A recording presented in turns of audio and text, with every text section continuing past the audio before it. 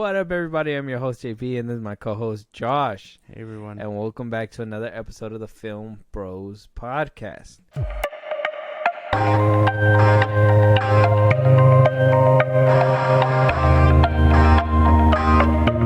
All right, y'all. So we're here with a movie review for you guys today. But as always, before we jump into this review, if you guys want to talk to us about topics, if you guys want to recommend a movie for us to review, if you guys want to hear us talk about something that you haven't heard before on this podcast, or, you know, you guys want to support us in a big way, Josh, let them know real quick.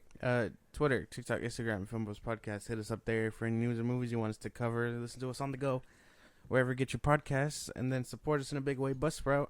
The links are in the bios that I just gave you at FilmBros Podcast. You get special perks when you do, so hit us up there. Yeah. With that, let's go ahead and jump right in. Now, I'm trying to do this episode, but it's hard, man, because I don't know what to do with you. I don't know, because you're like a Band-Aid, right?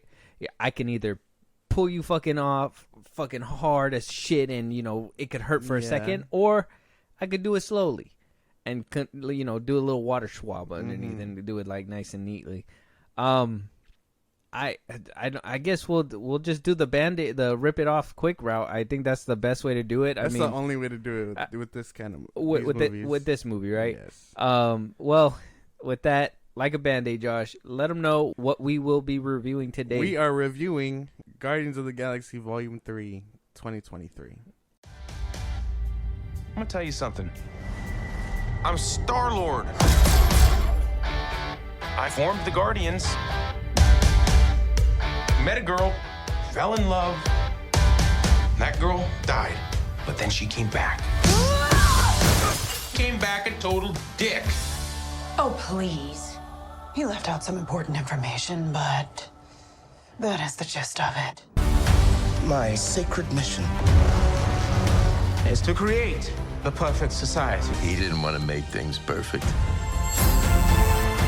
He just hated things the way they are. I want you all to know that I am grateful to fight beside my friends.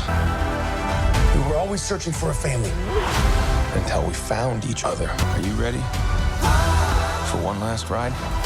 We'll all fly away together. Into the forever and beautiful sky. Guardians of the Galaxy Volume 3. Oh, man. It's been, okay, so it was a long time coming. Yeah. Right? We've been on this hurdle with James Gunn for a while. DC involved. I mean, we know the story, what happened with Volume 3. He got kicked off by because of Alan Horn, who prematurely basically fired him because of old tweets.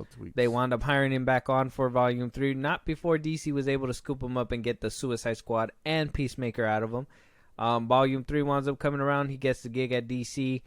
This is his last hurrah, which I personally thought makes sense as a last hurrah movie.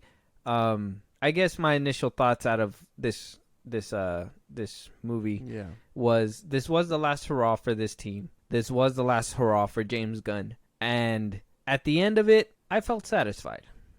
I don't think I felt like excitement. It was kind of bittersweet, I will say, and I think it played with my emotions very, very nicely. But I just felt satisfied. I don't think I have any more as of right now to elaborate on that, but I felt satisfied. What was your initial reaction? That's cool. My initial reaction, wanted to go in totally unbiased. So DC stuff aside, I was just taking it in as another installment to the Guardians movies. But yeah, by the end of it, I was kind of just like, okay. I don't know.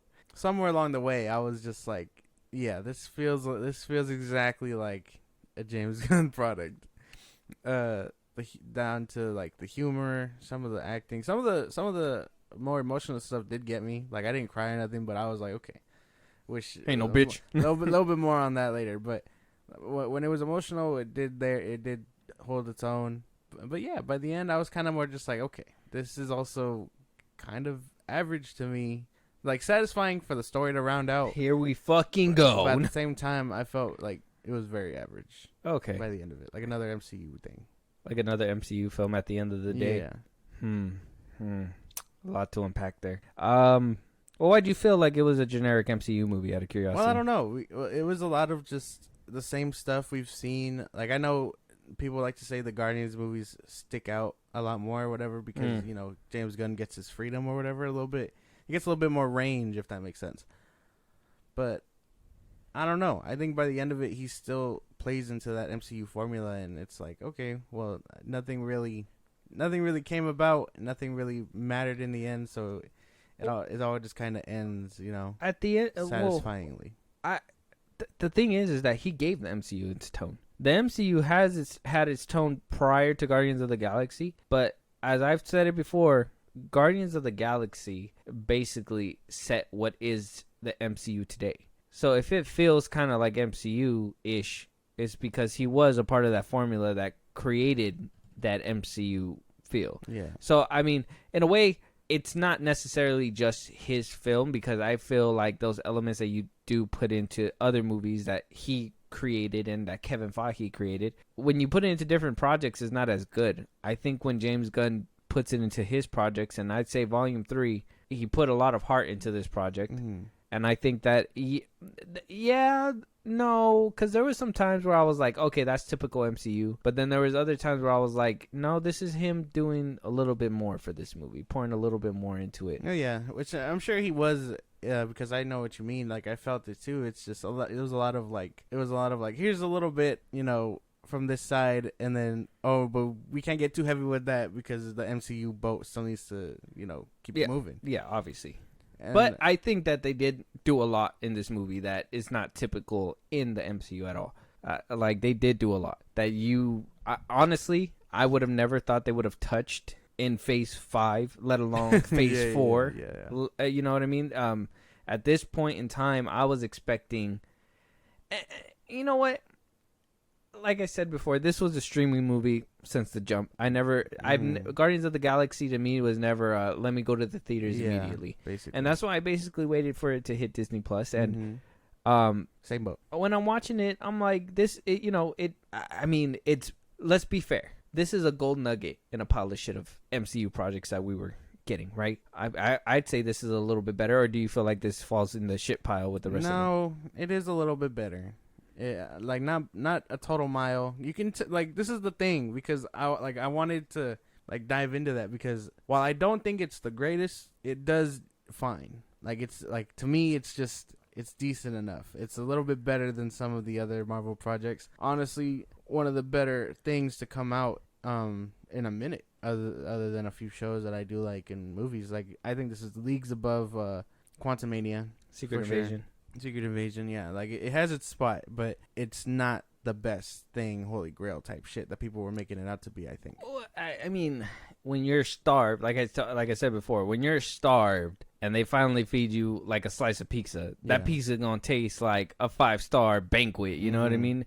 Which is fine. And I'm not saying that this wasn't close to 5 stars. I'm sure some people really enjoyed this movie, but some people really did. We'll unpack it. We'll break it down as time goes on, but I don't want to go too deep into it until we at least give it the synopsis. Yeah, the synopsis is due diligence and whatnot. So, Guardians of the Galaxy Volume 3, written and directed by James Gunn himself, got an 81% on Rotten Tomatoes and 94% audience score on Rotten Tomatoes.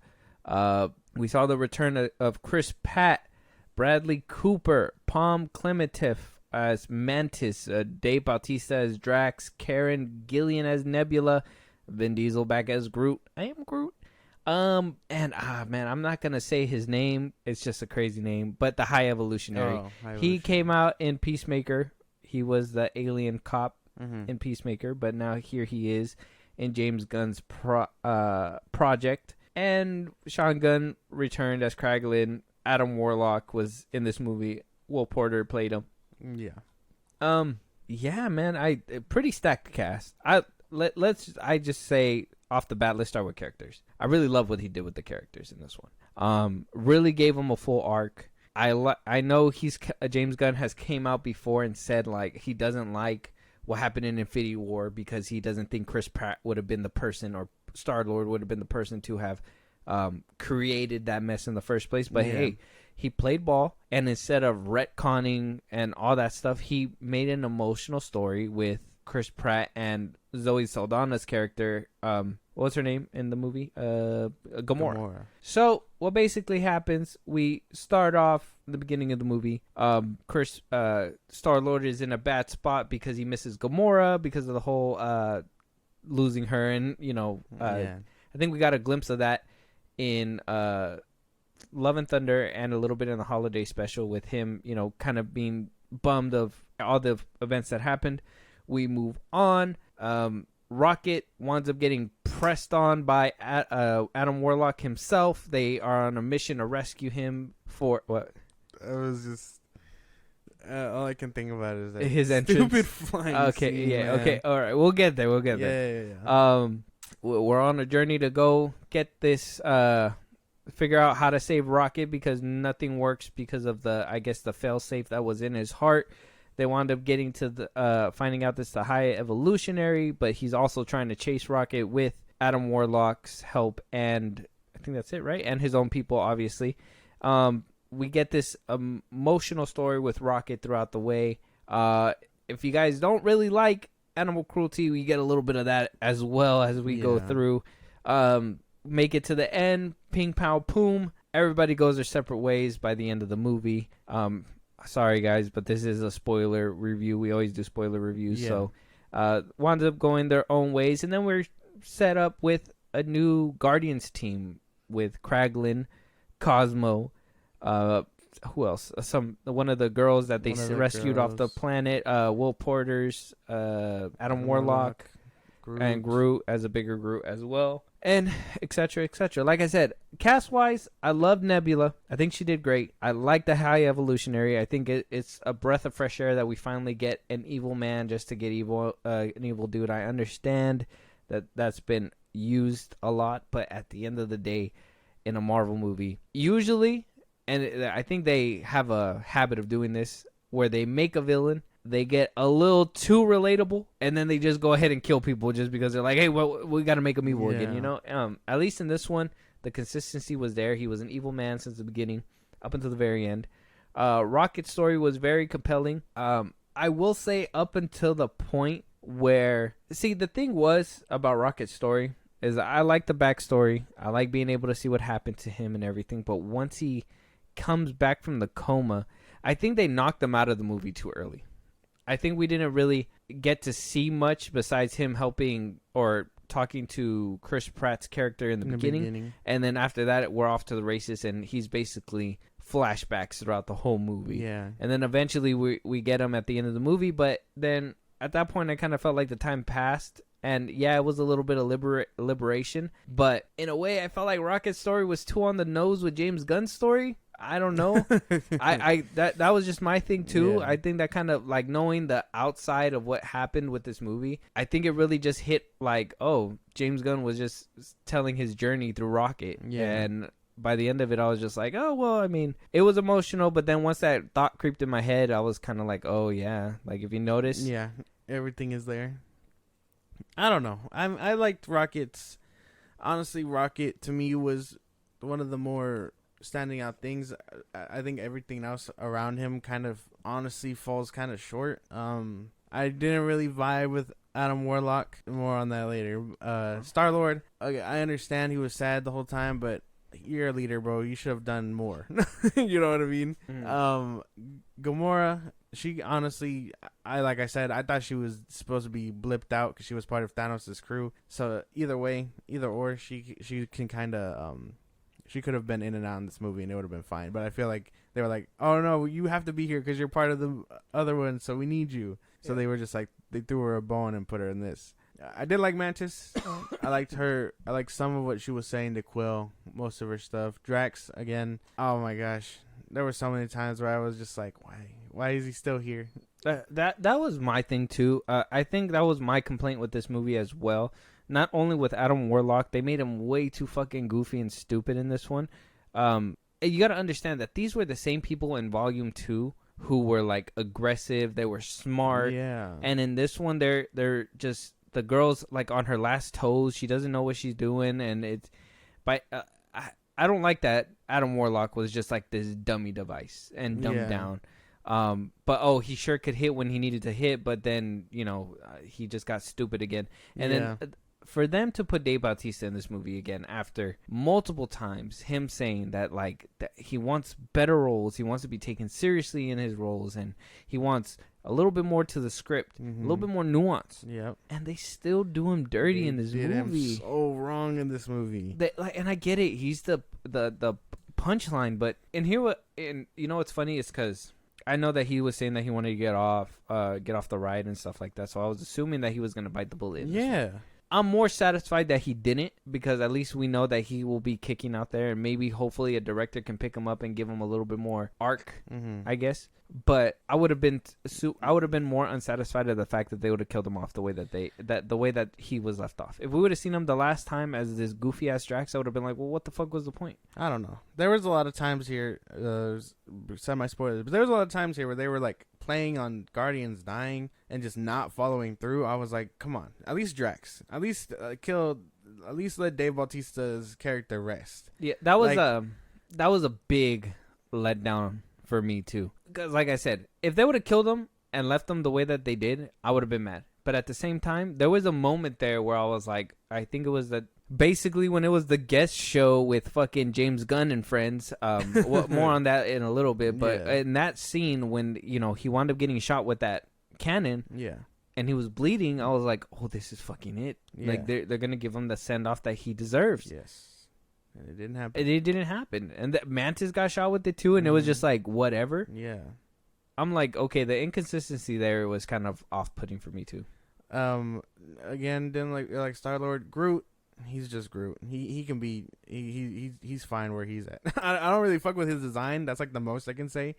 I don't like that he's bulky. I actually prefer him be like skinny and like long like he was in the first one. The Ravagers, I was expecting a bigger play. I was expecting them to be more involved. The second one had a post-credit scene where it just like put them all up, and I thought it was gonna be like them versus the Guardians or something. So they were kind of another letdown. I did like the High Evolutionary. Now I don't know if I agree that he's the best comic book villain ever. I can argue about who it is another time, but he was cool. Honestly, like, he deserves to be on the list for maybe top 10, but the best, not to me. Like, it was nice that he was just evil to be evil, but a lot of the time I was just like, yeah, he's more of like, he kind of reminded me of Lex Luthor a little bit, where he was just brains and he wasn't really strong or did anything too evil. You know what I mean? I don't think I'm gonna agree with you with that one. I think he did do some pretty vile shit. I mean, the monologue that he was saying, where he was like, "Oh yeah, when I create a world, if it's not good, I just completely erase it and I start all over again." That's right. Like there was those things like that where I was like, okay, he deserves to be in the conversation, but I don't know if he's the best. I wouldn't say he's the best villain. I can't even tell you. I gotta say, best villain, it has to give it to Thanos, but I would say he's up there top 5. Yeah. Well, I don't know. I say top 5 because he was pretty bad. He was really good at being bad. Yeah. And like, that's the thing, because like Thanos, honestly, first or second spot, you can fill in the blanks, but people were trying to compare this guy to Killmonger, and I'm like, I think Killmonger still holds it up. Killmonger, I don't think you can compare him to that, because Killmonger was one of those people, like I said, where it was like you can almost be behind his cause in a way, I think he's in a different playing field altogether. I think if evil people with just motivation to just be evil, bad guy wise, Winter Soldier at the time. Oh yeah, before he became good. Yeah, before he became good, I think he could be in the somewhat conversation with him. But I really did enjoy Rocket's story most, like, half the time, and pretty much where it's a flashback scene and like you see him going through his shit. Like, I really like those scenes, and it was the scene where heavy spoiler, but there's the scene where he shoots Lila, his girlfriend or whatever, the otter, where I was like, okay, that might make me cry. And then like his friends also go, and then that scene where they're like in heaven or whatever, like a lot of that emotional stuff was good for me. I kind of enjoyed that shit. And then they rip it away, and I'm like, okay, that's right. We still have half the movie to go. We need a big action piece, and then we got it. Yeah, that big action piece at the end. But of the movie. other than that, I think all the characters, I mean, again, they kind of just did their own thing. I wasn't vibing with half of it. And then by the end, they're all just like, oh, we have our resolution now. And then Peter goes to where he goes. Somewhere along the way, Mantis decides to just end up off the team and go do her own thing. I understand it makes sense for Drax and Nebula to stay on the Ravager thing and make it a new home or whatever. And then Rocket leads, which is fitting because that makes sense. But everyone else kind of just deciding, oh, well, it kind of looks like we don't have to be here no more. So they all decide to just have these arcs and move on. Okay. Like, I felt that was out of place a little bit. What, when everybody went their own separate ways? Yeah. No, because they were hinting at it since the very beginning. Mantis going her own way because, you know, she's trying to figure out where she's really come from. She doesn't really know much besides ego or whatever. Drax, that one was kind of left field but at the same time, well, I guess if you knew about behind the scenes, you knew who wasn't going to make it by the end of the movie. But if you were watching the movie, you're probably confused by like, oh, all of a sudden he just wants to be off the team.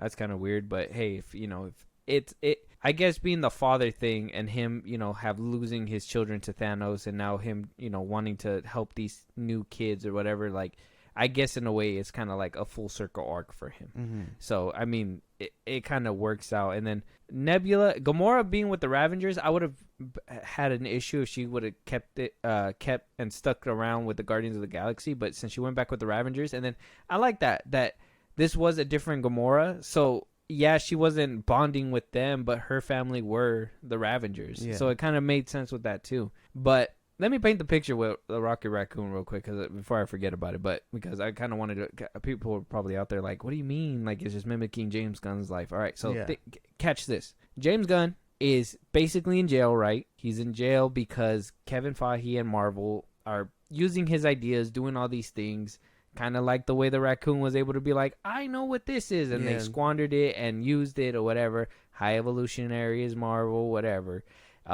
Winds up breaking free, winds up giving a big fuck you at the end of the movie at the big CGI battle and said, hey, I don't need you, whatever. Pushes him off. Winds up going off on his own, recreating his own team, DC, and running off with that team for the near future, which is the new Guardians team at the end of the movie. Yeah. So, I mean, in a way, I get it. You got to draw inspiration from your life, but that shit was, in my opinion, was just a little too on the nose.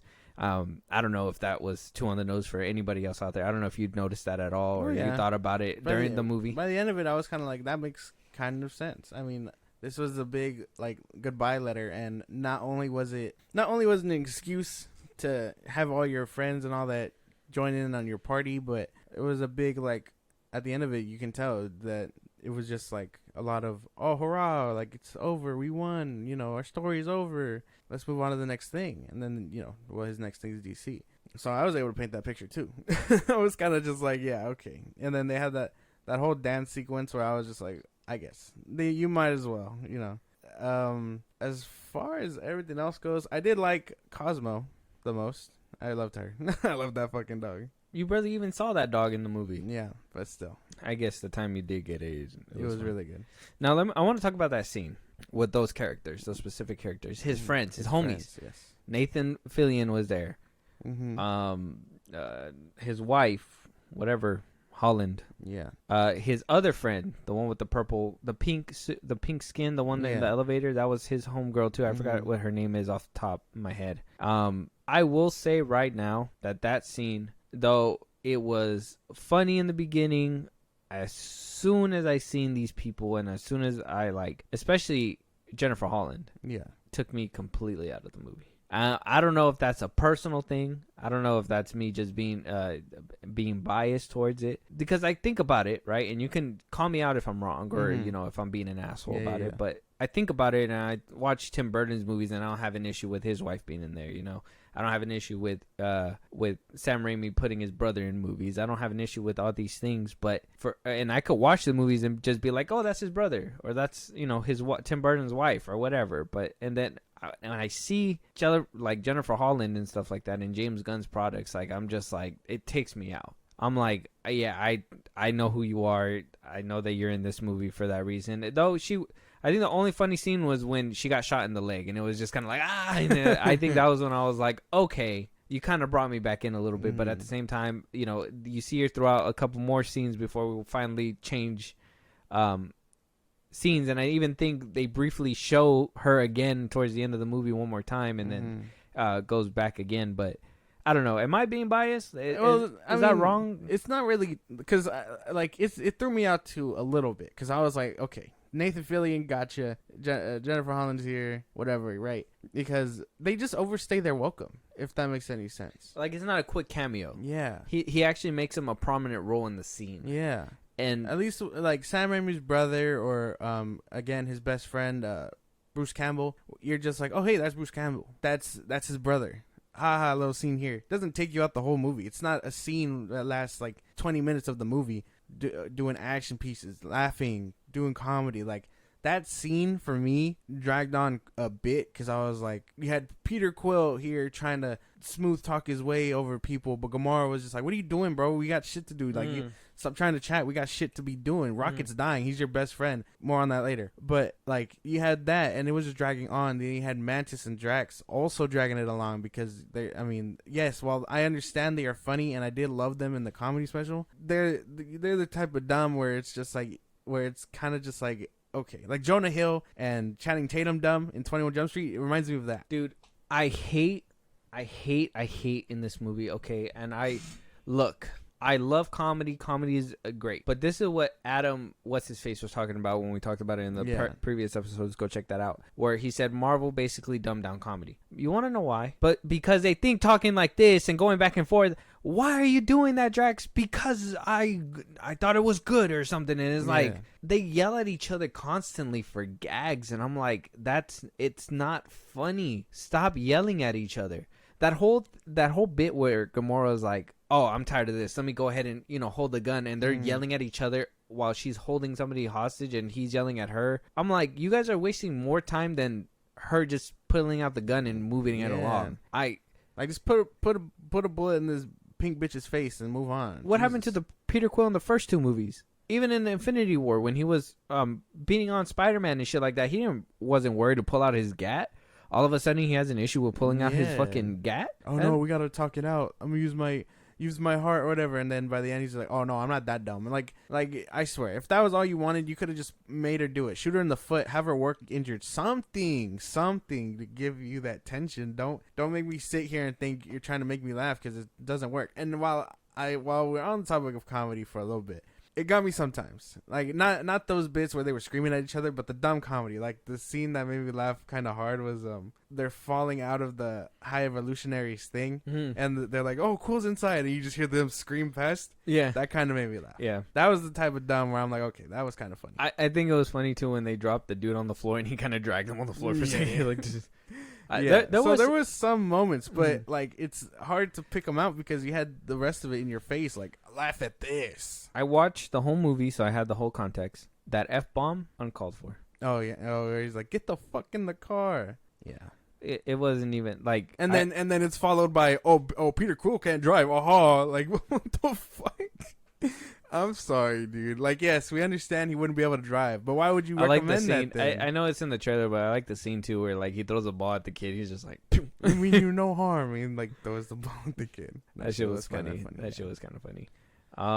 Yeah, man. The comedy in this one was pretty good. It's just, I think the comedy where they were just yelling at each other, I just couldn't handle. I think that them going back and forth, a lot of it was just too much. Just very cringe. Like the scene where he's like, I want to go to that ship, and then Mantis is like, no, we were told to stay here, and he was like, I know, so get on and we'll ride back to the ship. And she's like, but it's right there. Yeah. He's like, yeah, that's what I mean. And then they take off, and she's like, you jerk. And they were like, that wasn't like, come on now. Couldn't you have just tapped them and told them to go to the car, exactly, to the ship? Exactly. Yeah. Well, we don't think too hard in these movies sometimes, so it is what it is.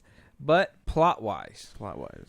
Now, using Rocket as a plot, very effective. Using the relationship between Chris Pratt and Zoe Saldana's character, Gamora, and Star-Lord, well done. I think it gets overstuffed when having to try to put in Adam Warlock in them. I get that it was meant to build some kind of tension, like somebody was behind them, but, I mean, what kind of tension can you really put on the plot when he's a complete idiot and a dumbass? It's tough, because I can't remember. Like, this is why I told you if I should watch the other ones before it, and I know I should have, but I kind of didn't want to, but but in the second one, I don't think I know they mention it because obviously it's Rocket's backstory or whatever. But again, he never talks about it. So how are we supposed to believe that the High Evolutionary built those golden people when they were meant to just be like a higher form of society or something like that? Like they paid the Guardians. You know what I mean? That's when they like the last time we seen Adam Warlock in that little in tube. the second one. Yeah, in the tube, like in the post credit scene.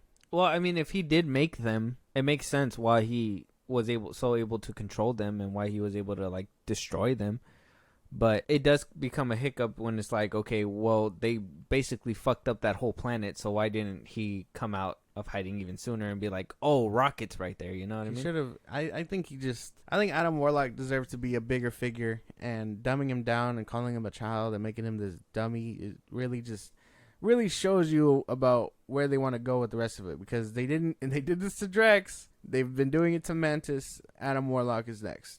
Like it doesn't work. It threw me out so many times where he spoke because I was like, I guess they just dumbed them too much. Yeah, it was just too dumb, and you can't have an evil person with all these powers and just be dumb. Mm-hmm. I will say that gag was funny where he was like, Adam, make him talk, and he just like blasts the shit out of him, and he's just like, he burned his ass. How are we supposed to get information out of him now? I was like, okay, that was kind of funny. And then the beeper and I thought it was stupid when she was just able to be like, oh, what's your location? And Gamora was dude, like, I was like, are you really not gonna know that wasn't his comm or the way he speaks? Exactly. You're not gonna question about who the fuck that is. You're telling me that you rode with them for how long? Like, I know Sylvester Stallone's voice when I hear it. Like that shit threw me out too. But just keep it pushing, man. Don't think too much about it too hard. Because I did like a few. Nah, no, that's a lie. I only like that one scene where Adam Warlock kind of rips off that War Pig's face, where she's like, "Oh, we're working for the same side," and he's like, "Yeah, but I need the credit." And then she like tries to attack him, and he just snaps her fucking neck. Yeah, I kind of like that. That was cool. Yeah, well, because I mean that was him being ruthless. But if they would have done that, where he wasn't this dumbass goofy guy, and should have he been was more just to it, ruthless and just wanted to get Rocket, like how much more tension would it have built if they barely escaped with their lives in the beginning, and they still have to save Rocket, but Homeboy's on their ass like in a quickness, instead of, oh yeah, we easily beat him because he's a fucking idiot, and look at him just skirt off into the sunset. Like, why would he even leave if they still need it, if he didn't even get the product that he was there for? No idea. Because he thought he killed him? Half the Guardians were dumb, and I don't know where the fuck they think they can pull it off to where or at least me believe that Drax is this muscly guy, because they rarely show that shit, but apparently he can show up and show out against Adam Warlock when necessary. Well, he's supposed to be Drax the Destroyer. He should be able to. The Drax the Destroyer. Yeah, he should be able to go toe to toe with him. Now, I don't know how much. I think Drax would get his ass beat by him if a one-on-one fight, but he could still kind of hold his own. Adam Warlock should have, it just makes me think about it. He should have killed him in the beginning. Put that stake there, just cause. Adam Warlock should have had Drax. He should have fucking had him. That would have been a way to like start the movie too. Exactly. And then have it play out the same. Just have Drax go, and then eye for an eye type shit. Because you took Drax, kill Adam Warlock, or think you killed Adam Warlock. There's a lot of ways that they could have went about that shit. But yeah, but plot wise, it does solid enough. There's enough emotional tension there between Rocket and the High Evolutionary, where I'm just like, okay, where it kept me more invested than anything to see that kind of conclude. Okay, all right. What about the score, the music, the soundtrack? I loved it. I get it. It's more poppy and mainstream stuff, but I really every song that okay. Let me rephrase, because and then you guys are gonna think that I'm praising this movie too much, because that's not the case. The thing, okay, so I like the music and I like the music choices. The problem was that there are so many in there. It's like I was watching a music video every so often. I was sitting in the beginning, it was like a music video, and then you have some dialogue and you have some action and blah blah blah, and then boom, another music video. And then, you're back to it. And I swear, every single song was like 3-minute increments. Like, you're literally listening to the whole damn tape. And though they did hit, and I do give him props because he at least let you simmer in them. But I think he let you simmer way too long in the music, because at that point, I'm like, every single time music would just pop on, I'm like, damn, here comes another music video. What was the beginning where Adam Warlock comes in?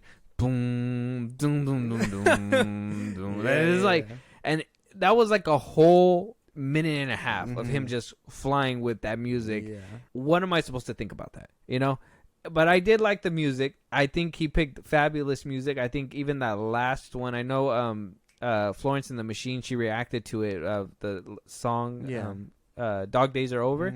Fucking loved it. I thought it was a beautiful song to play with an emotional ending like that. But like I said, music video 100%. Like I was watching a good chunks of like music videos. Here's the thing about the music. Now, I might get hate for this, but that's a lot of music for a movie where I just feel like it's unnecessary. Like you get music in movies and you're just like, okay, I know this song. That's it, and it's usually like before a big action piece, they're gearing up, you know, Linkin Park, whatever the fuck, right? This one, like you said, had music all the time, and I'm just like, well, yeah, I know that song, very cool song, but I honestly do away with it because it was distracting half the time to me, like. It got distracting because it got too long. Yeah, and I'm just like, well, okay, but yeah, a lot of this movie was just here's a song here, boom, bang, pow, joke, joke, joke, another song.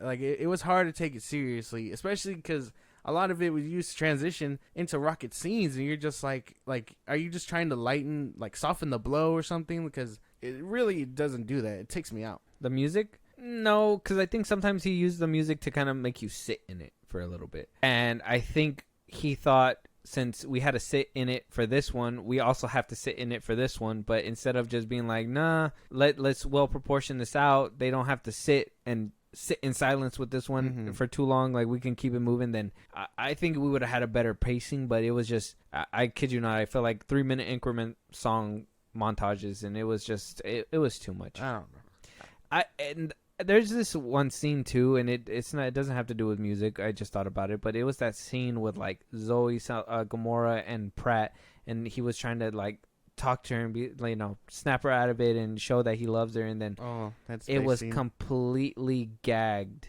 by doing that whole, oh, you know, we can all hear you, right? Oh, and then like Mantis screaming like, oh, can you hear me or whatever, and I was like, yeah, no. And then after that, that's when we go into another scene with music. That's what made me like remember it. But like it's stuff like that where it was just repetitive, where it was like so unserious. Try to get heartfelt, gets unserious, wash it down with music or something terrible emotional comedy. Or whatever, or terrible comedy, whatever it may be. That whole scene was dumb. And yeah, a lot of the music, great choice, but it just overstayed its welcome. 100%.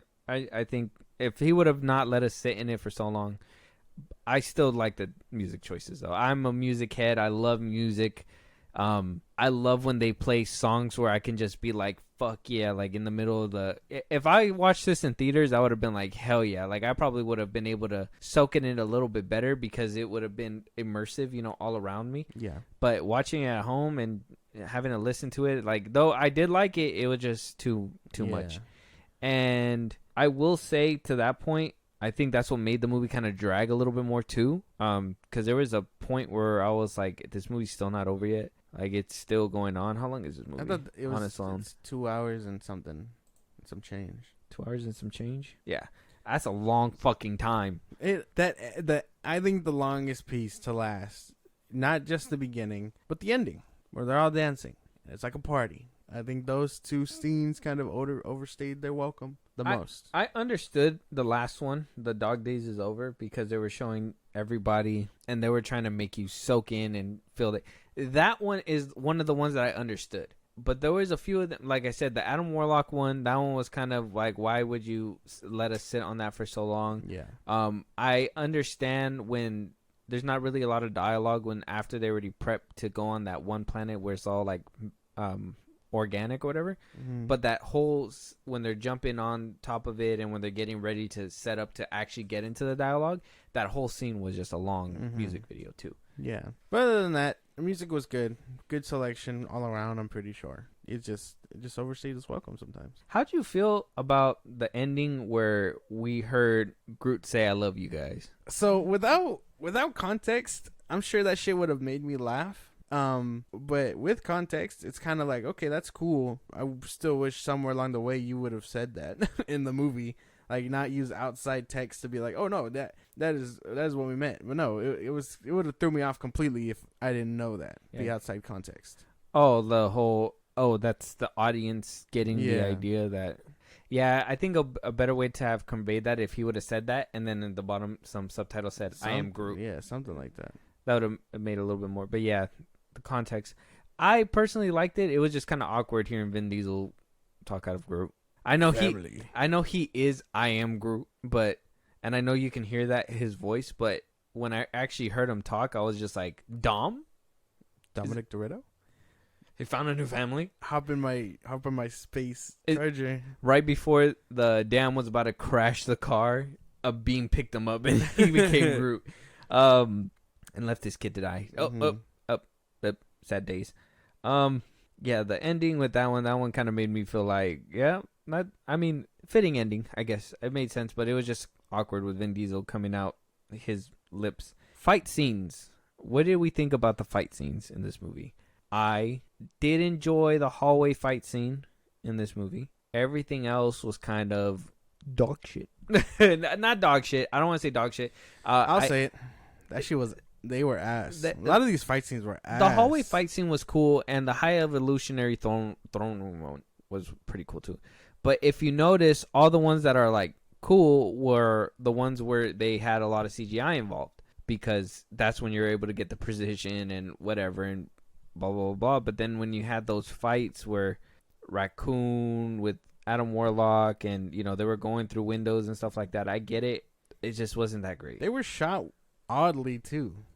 Like I know that's a whole different topic, but honestly, the camera movement for each action scene really threw me off. I was like, that is certainly a choice to move your camera in that direction, but sure. It had James Wan Suicide Squad vibes. I don't know what they were going for, because they had that swingy camera motion, especially in the hallway fight scene and in the high evolutionary room. I don't know if he was trying something different. I don't know if he wanted... Because in the Suicide Squad, he had good fight scenes. At least, I know the Rick Flag and John Cena's fight scene was actually pretty decent. That whole helmet scene where he was able to rotate that was actually pretty genius. And I'll give you some kind of props for that, James. But the hallway fight scene, there was a lot of swinging motion. It's just... I think it was just all the CGI that really made it wonky. I think that's the issue with this movie, is that the CGI and maybe the lack of camera too. Because, so many cuts. Because even when they were like, I seen the clip with Adam Warlock flying through and everybody was like, oh, Superman Legacy finna be fire with these flight scenes. I'm like, they didn't do much. And honestly, the goofiest entrance to any superhero who could fly was Adam Warlock's entrance, where he was just... I was like, bro, like... That shit was mad goofy. How do you... arguably your most powerful character in the MCU besides, what's her name from Secret Invasion, looking goofy as shit, my guy. And then even when that scene that you were talking about where he's flying through, again, that Black Adam face in the camera type shit, and then he's just like, mother, and then boom, like it like that shit kind of made me laugh because of how dumb it looked. Yeah, he was almost there too. He just didn't make it in time. It just wasn't fast enough. But I don't know. I think the fight scenes were kind of lacking, and what threw me out was the camera work, because a lot of it was just like, that's an interesting decision to do that, and then it would be a cut. So it's like he wanted to have free range again, but cuts were just everywhere in those fucking scenes. But that's more of a grander scheme. It had to be editing wise, and then just to make it work smoother. Yeah. And I get it. It is what it is with that one, but I think the fight scenes could have been a little bit better. But at the end of the day, I've seen what James Gunn can do with fight scenes, so that I think that had to be with budget or like Marvel decisions. Because don't get me wrong, I've seen better action out of him, and I think he can do pretty decent action. It's just what kind of work he can work with. I mean, what did we get in the second one? Did we get a fight scene in that one? Oh, with Ego in them? That one's kind of whack. I don't know. The only one I could think of is the Peacemaker and Rick Flag one. Yeah. But yeah, other than that, the fight scenes were just kind of again, the only cool thing I really enjoyed were the that scene with him ripping off that pig's head. And that's about it.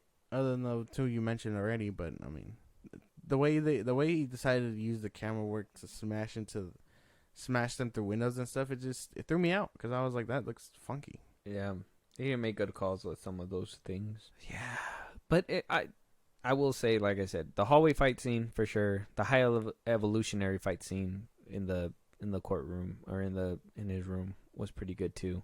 I'm trying to think of what other fight scenes were in there. I mean, there was the one in the beginning, but they got all thrashed really quick. Same thing in that other one.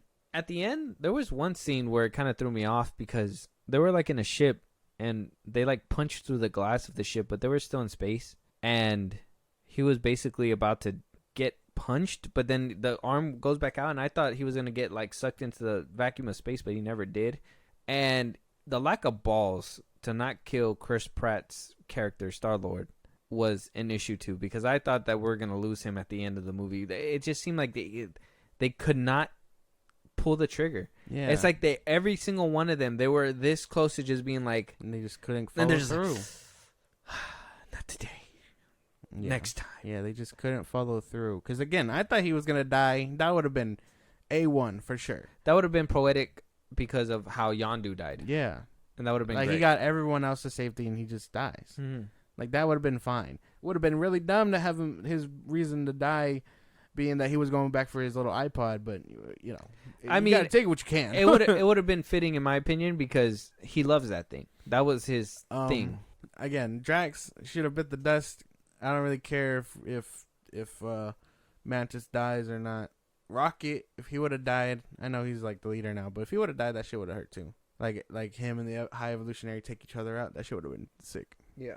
But other than that, yeah, a lot of it was just like, oh, are they gonna do it? And then they done do it. It kind of reminds me of that scene where kind of the dude from that scene in Hot Tub Time Machine where it's like, oh, is this when he loses his arm? And he just doesn't lose his arm.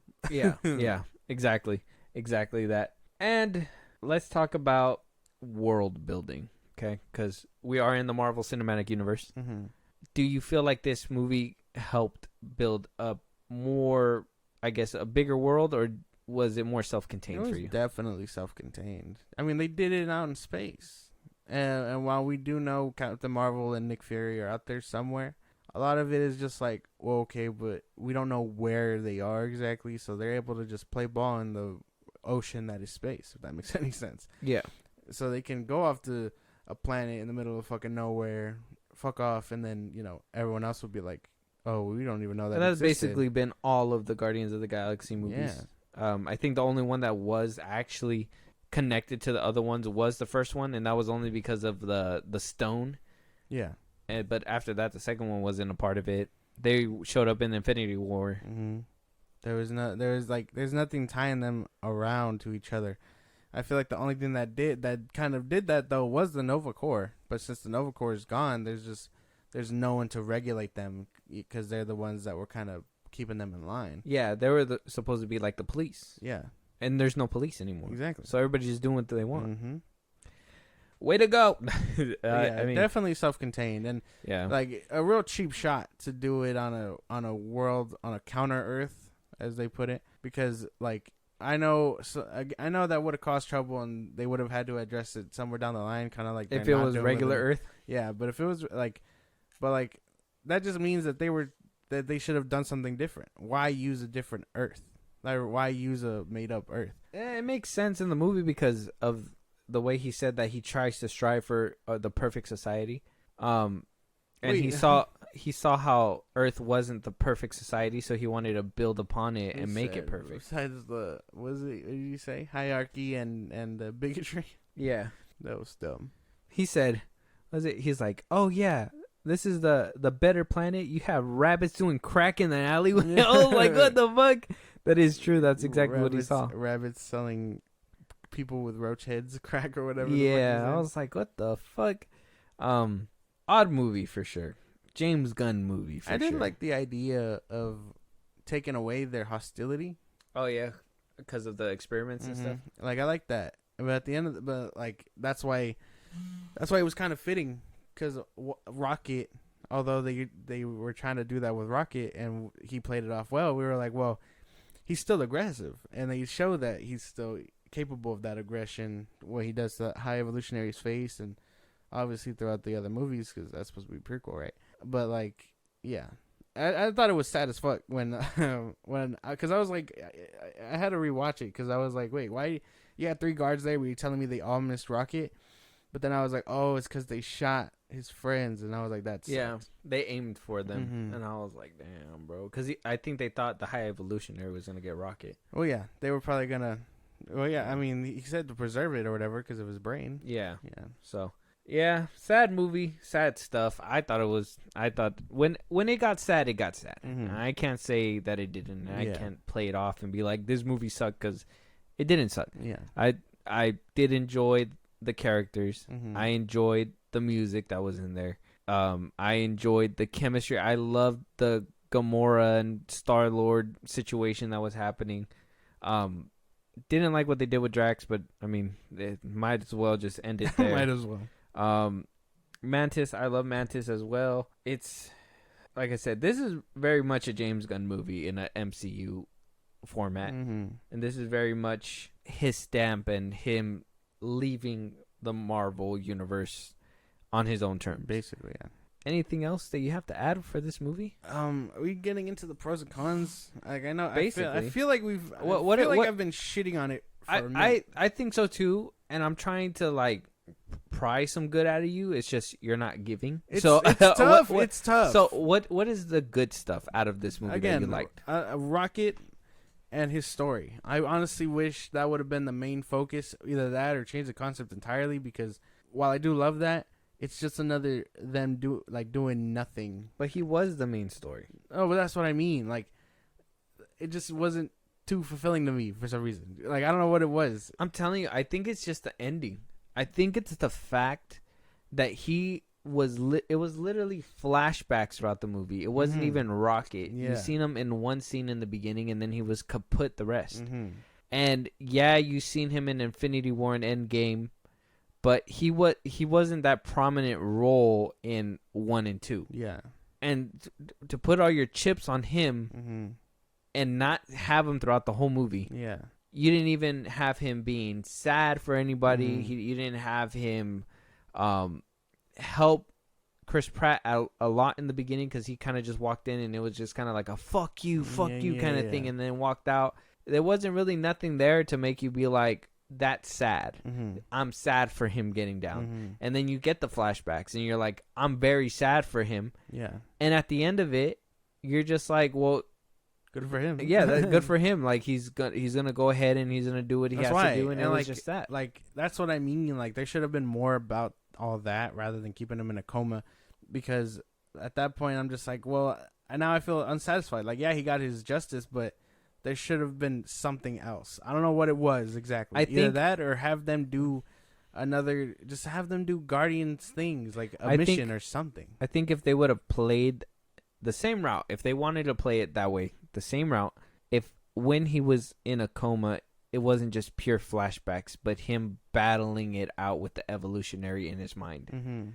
I think that would have made for a more explosive ending, because at that point, you had him traumatized from the beginning. You can't really, you can't tell me that he gave a shit about what the High Evolutionary did to him, when in the first one he never even worried about it. The second one he never worried about it. Infinity War, Endgame happened, nothing was worried about it. And between Infinity War and Endgame, that was a 5-year gap. And the Evolutionary, nor did Adam Warlock come out and try to stop him. Why? Was that on hold because half the universe was gone?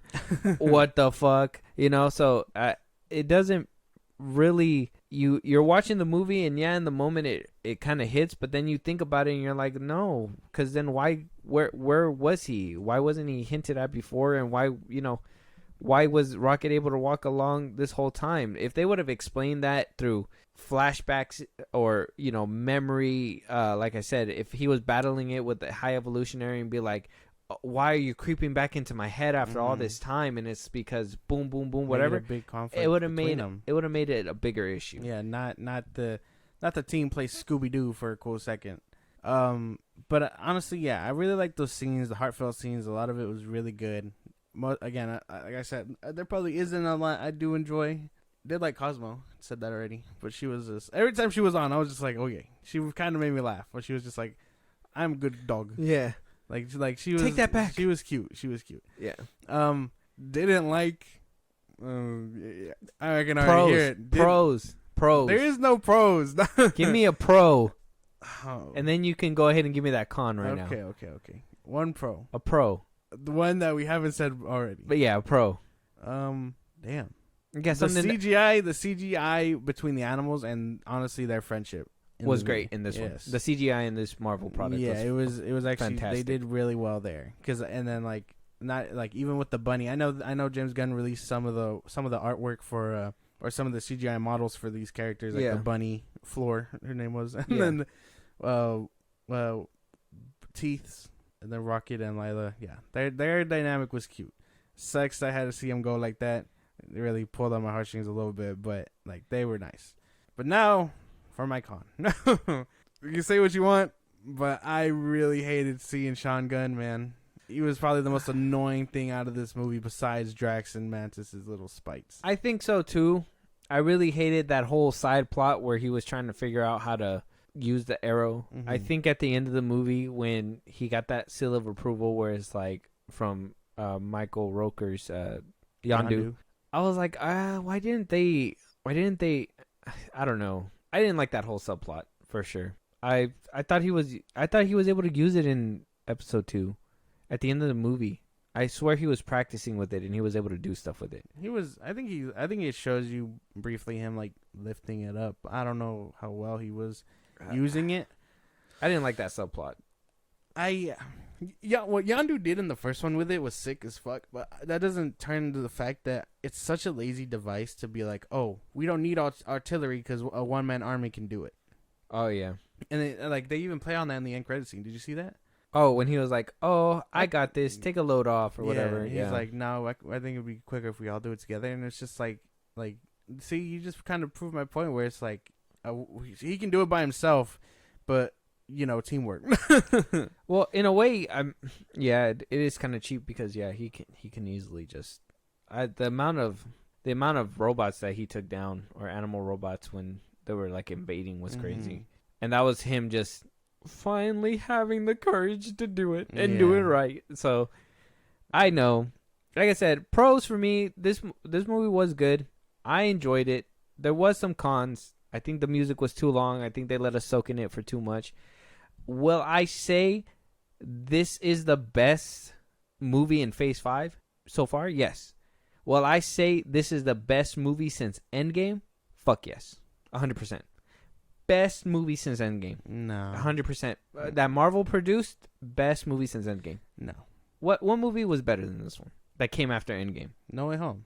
Let's not use Sony. That's not fair. What the fuck? Way to move the goalposts. Yeah, no. Let's not use Sony. Multiverse of Madness. That's one for me. You would prefer that one over this one? Wakanda Forever. Would prefer that one over this one. No, that one was not good either. I would say it rivals Shang-Chi. Because I thought for a good chunk of time, Shang-Chi for a good chunk of time, Shang-Chi was like the best out of Phase 4 for me. But I would say this one kind of beats it out. And only because of the emotional aspect. And Shang-Chi had the same thing, but this one, I don't know. Maybe because I've seen all the movies. Maybe because, we've seen what happened with Infinity War. I honestly believe it was the Gamora and Star-Lord relationship that really nudged it for me. I just wish there was more. Like, I wish they could pick a lane. Like, I know you got side characters, and juggling 5 of them is tough, especially when you already are taking sacrifices with Drax and Mantis and not really giving them development. Like, I get it. Some characters have to be sidelined. They did it to Quill because he had 2 movies of being the main character. It's just a lot of like picking and choosing, and like if you were gonna have that emotionalness with Gamora, like I said, pick a lane. Like, do or don't. Don't play with it. By the end, where she's like, "Oh, I bet we were fun." Like, that was cute, but I just wish there was more. No, that was enough. I think that was perfect. No. I think you're picking at straws right now.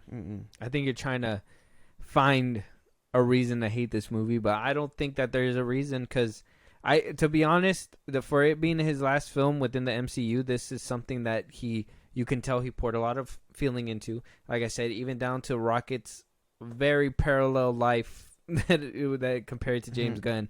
Like I said, character arcs and all. Yeah, some people had to bite the bullet. It sucks it had to be the same people that we thought were gonna actually get some change, but that didn't happen at all. I don't know. I can't say that I hate this movie, though. I don't hate it. I can't say that it's like I can't even find reasons to hate it either. I think this was a well-made product, and I guess that can kind of before we give it the ranking, I guess that can kind of lead to kind of like my speculation and theory. Do you think, after watching this movie, that we can get potentially a good Superman legacy film out of James Gunn? Think about all the emotional aspects he put into this movie. Maybe the fight scenes and stuff could probably use a little bit of help. Hire a stunt coordinator. Not too hard to do. I personally can give this Superman legacy a little bit more faith, I guess, in the emotional spots. Fighting, I really got to see. I got to see something out of fighting because to me, Superman's going to be coming out and Man of Steel really set the bar. And the flight scenes that we saw in this movie really didn't do anything for me at all. I thought they were goofy and lackluster and retarded. So that's a bad word to say. I thought they were dumb. Scratch that off. Okay, scratch off the retarded. 1, 2, 3. I just don't. I don't think that. I don't think that there's too much to drag. But I do think that we might get a good Superman. It's the thing because I don't know, man.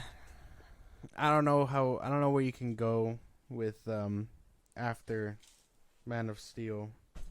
It's a tough bar for me. The emotional aspects, sure, yes, maybe he can do better than what we've seen before, but everything else weighs in. You know what I mean? You can't just like. I know it's going to sound kind of hypocritical, but there's a lot more than just emotional scenes in a movie to carry it, especially for a Superman movie. Like someone of that caliber. You know what I mean? I know fight scenes and everything are going to go into it, but at the end of the day, I guess emotional storytelling wise, yeah, we can probably have it in the bag. I will admit we can do a little bit better with the fighting. Like I said, stunt coordinator, something can probably be used. A little bit. I will say, yeah, a little bit is there, but like it's very fleeting because I still know it's James Gunn and his products, and I've seen him handle DC. And honestly, not judging besides the emotional aspects, his comedy, his friends, all this that he decides to put into his films. That isn't a final film like this. Yeah, the circumstances are different. But I'm just asking you, I guess, from storytelling perspective when it comes to this movie. There's a chance. You have a little bit of hope. There's a chance. Yeah. Let's push everything else aside. Like I said, biases all aside. If you were to watch this movie and be like, hey, James Gunn, the creator of Guardians of the Galaxy 3, is also going to be making a Superman movie, how would you feel? Ew, no. If that were to happen to me, it'd biases, be decent. Yeah, I'd say there's he a has decent a shot. chance. I'd say, look at the flight scenes and tell me he doesn't need a stunt coordinator. Like sure. that I for sure 100%. But I guess if there's nothing nice for you to say about this movie, I guess we're at the point where I said nice things about it. You gave some nice things, okay, and I think you're being a little bit of a hater. But No. Listen, I think you're being a little bit of a hater, but I will let it pass because I get that you have personal beef with this man. I don't know why, but you do, and that's fine. But I think that you're having some personal biases. Oh no, because I try to leave it all at the door. Try? I did. Keyword? Well, I did.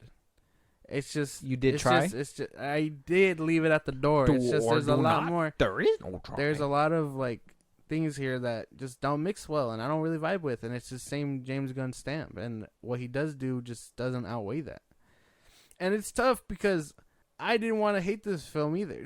I didn't want to. I don't want to go into a movie thinking, oh, this is just another product by so and so, I know I'm gonna hate it already. Like I don't want to do that. But if you do it anyway. If you're showing me the same shit, of course I'm gonna be like, oh, that's just this, baked differently, shaped differently, whatever the fuck. That's just how it goes, and it really makes me think sometimes, like yeah, some people can like it, you can like it, whatever, but like I'm just not gonna vibe with it. That's it. I think it's the lack of giving it a chance. No, I gave it a chance. Because even the way you watching worded it is giving it a chance. Because even the way you worded it, where you're like, "I'll try," and you could say, "Oh, like what I meant was no," but you said it the first time, so it already tells you that you already have some kind of like you said too. If you see something always, you're already going to have in your mental what you believe you're going to see in the next one. And you're already going to make expectations for yourself. Now, there is movies where you can go into and you make expectations and then you go into it and they completely go the opposite way. And you're like, wow, they did not do anything I thought they were going to do. And that was fucking crazy. Mm-hmm. Or you could look at it and be like, wow, they did some dumb decisions. I would have preferred they would have done what I was thinking they were going to do anyways. But I think that is that mentality of you going into a movie thinking that I already know what I'm going to get. So, you know, this is for sure what I'm going to get. I know for a fact that whatever he's going to do in the future with Superman Legacy is going to be completely different than what he did with this movie. I know what he did with this movie is completely different than what he did with the second movie. And the second one is completely different than he did with the first one. Yeah, there is some elements that still stay the same because it is made by the same person. But I can differentiate and say, hey, he did do a little bit different in this one. And I'd say, like I said, arguably the best movie to have come out in the past couple phases. Arguably the best one of the trilogy. I don't know about that one. Like if I could rank them right out the gate, 1, 3, 2. I think 2 is the last one. I think you get a little bit more emotional depth with this one and a little bit less gag pulling you out of it, because as much as I like the first one and I think it's near perfect, that whole dance battle, bro, is the fucking killer. Can't win them all. Yeah, that's the fucking killer. But ranking anyway. Yeah, so where would you put, from a scale of 1 to 10, where'd you put this? 10 being the best, 1 being the worst? It's not the worst thing ever. It's not like The Flash. Swear to God, if you give it a hater-ass number, I'm going to be mad. Okay, go. How about you just let me finish my thing, okay, go. Yeah? Mm-hmm. So, it's not the worst thing ever.